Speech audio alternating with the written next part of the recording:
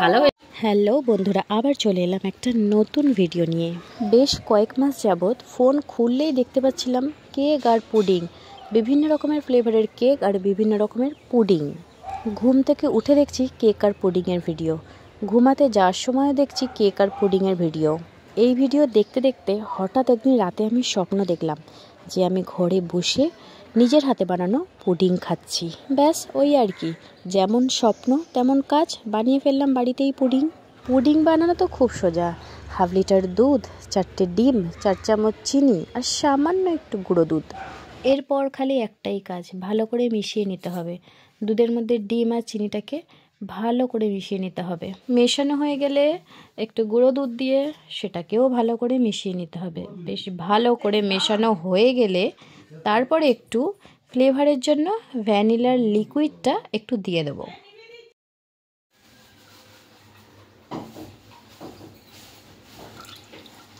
দেবো, ঠিক আছে। ভ্যানিলা ফ্লেভারের গন্ধটা এতটাই সুন্দর, শুধু মনে হচ্ছিল হাতের গন্ধ শুকি বারবার। এবারের কাজ হলো ক্যারামেল তৈরি করা। গ্যাসটা জ্বালিয়ে একটুখানি চিনিটাকে জাল দিতে হবে এবং ক্যারামেলের মধ্যে দরকার হলে একটু জল দিতে হবে।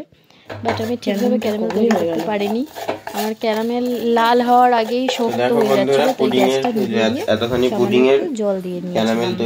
তবে কোনো অসুবিধা হয়ে গেল, ঠিকঠাকই হয়েছে, ভাই লাল ভাবটা আসে না, হোয়াইট জল দিয়ে গেছে আমার। এই যে এরকম রাখছি নাকি, আমি ক্যারামেলটা এতে ঢেলেছি কিন্তু আমার মনে হচ্ছে একটু কম হয়ে গেছে, লালও হয়নি। যাই হোক, ফার্স্ট টাইম করছি। আর এতটা দুধ আমার মনে হচ্ছে এটা হবে না, কারণ জায়গাটা ছোট।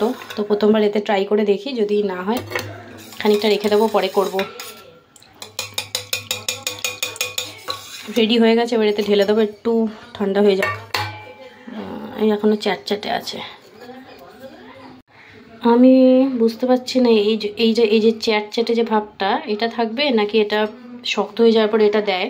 তো আমি তাই জন্য কিছুক্ষণ অপেক্ষা করছি। যদি চ্যাটচ্যাটেই থাকে তাহলে আমি এটা ঢেলে দেবো। অনেকক্ষণ এটা রেখে দিয়েছি কিন্তু সে এখনও এইরকমই আছে, তাহলে আমি এই অবস্থাতেই ঢেলে দিই।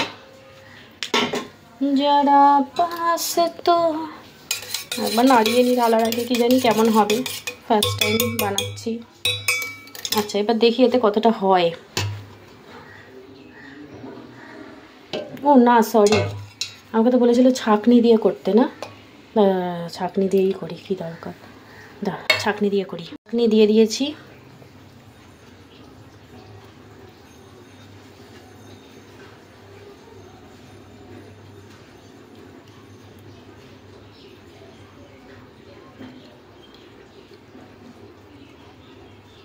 আচ্ছা, এটা কি বেড়ে যায় নাকি সেটাও তো জানি না।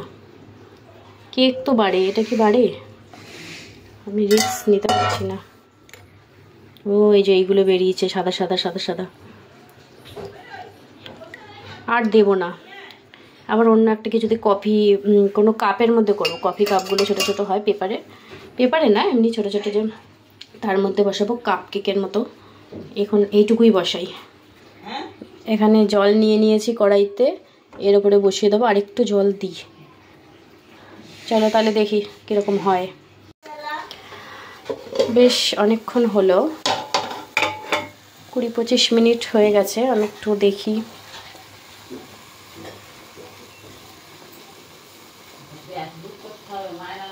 আর একটু হোক নাকি, না এরকম নরমই হয়, মনে তো হচ্ছে হয়ে গেছে। আচ্ছা, আর 5 মিনিট বসানো থাকুক, তারপর না আরেকটু হবে। এই যে এখানটা একটুখানি লেগে লেগে আছে, এই যে আরেকটু হবে। পুডিং তো রেডি, এবারে উল্টাবো, কিন্তু আমার ক্যারামেলটা মানে ঠিক করে হয়নি। চলো উল্টানো যাক। 1 2 3 কি জানি, উই হোপ এটা গলে পড়ে যাবে না। দেখছি ভগবান ভগবান, বিসমিল্লাহ বল।